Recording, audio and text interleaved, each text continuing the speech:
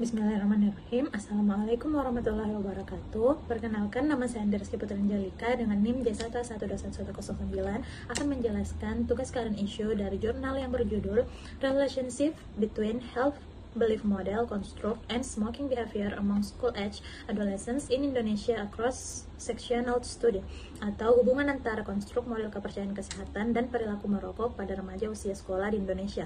Ini sebuah studi cross-sectional yang ditulis oleh Gisali, Vio Natalia, Devi Angeliana, Kusuma Ningtyar, dan Dudung Angkasa. Selanjutnya masuk di latar belakang. Menurut World Health Organization atau WHO, remaja adalah rentang usia 10-19 tahun, sedangkan Perserikatan Bangsa-Bangsa mengkategorikan remaja sebagai orang muda yang berusia 15-24 tahun, termasuk dalam rentang usia 15-24 tahun.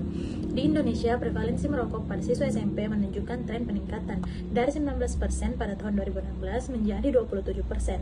Data Riskesdas tahun 2007 dan 2010 menunjukkan bahwa prevalensi merokok pada siswa SMP di Indonesia meningkat dari 19% pada tahun 2016 menjadi 27%.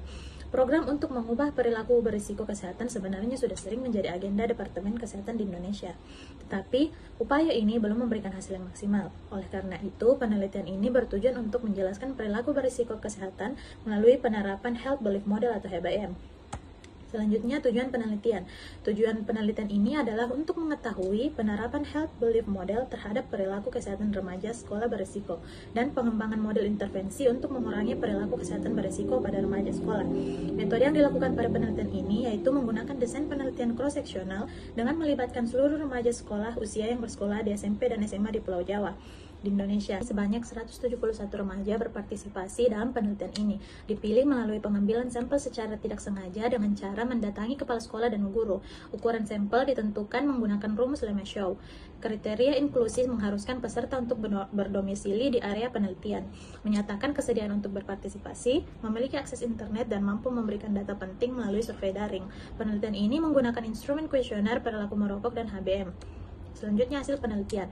Analisis terhadap 171 tanggapan peserta survei sebagaimana ditunjukkan pada tabel 1 mengungkapkan bahwa usia rata-rata siswa adalah 16,04 atau minimal 12 tahun dan maksimal 17 tahun.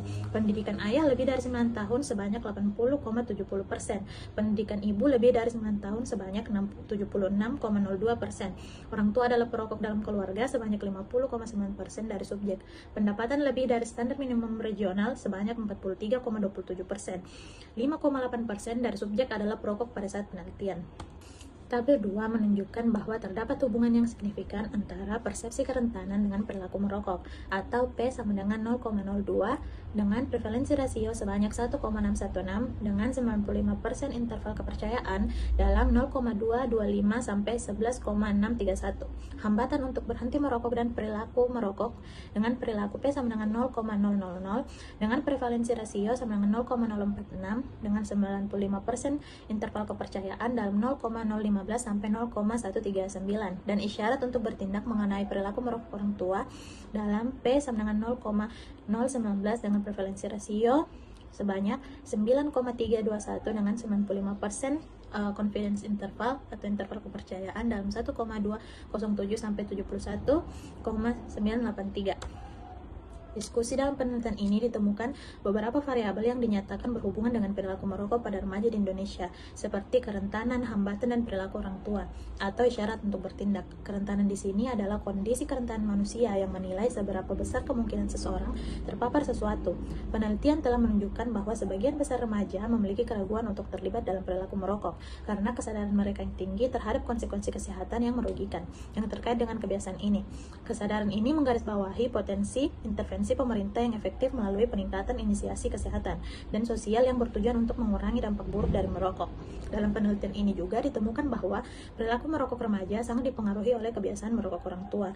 Hal ini sesuai dengan asumsi bahwa tingkat keluarga merupakan tingkat utama promosi kesehatan. Hal ini menggarisbawahi pentingnya pengaruh orang tua dalam membentuk perilaku kesehatan remaja, menyoroti perlunya intervensi yang ditargetkan untuk mencegah dimulainya merokok pada kelompok yang demografi yang rentan ini. Teman-teman ini menunjukkan pentingnya menangani persepsi dan keyakinan ini dalam merancang intervensi yang efektif dan program-program promosi kesehatan bagi remaja untuk mempromosikan perilaku yang lebih sehat dan mengurangi kecenderungan mengambil resiko kesehatan.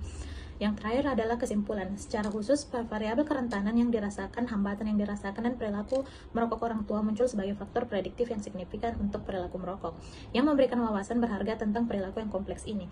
Secara keseluruhan, penelitian ini memberikan kontribusi terhadap pemahaman kita tentang penerapan model kepercayaan kesehatan dalam konteks perilaku merokok. Penelitian ini dapat membantu dalam perancangan intervensi dan strategi yang ditujukan untuk mempromosikan perilaku yang lebih sehat di kalangan anak usia sekolah dan remaja. Baik, mungkin itu saja yang dapat saya presentasikan. Lebih dan kurangnya mohon dimaafkan. Wabillahi taufiq wal hidayah. Wassalamualaikum warahmatullahi wabarakatuh.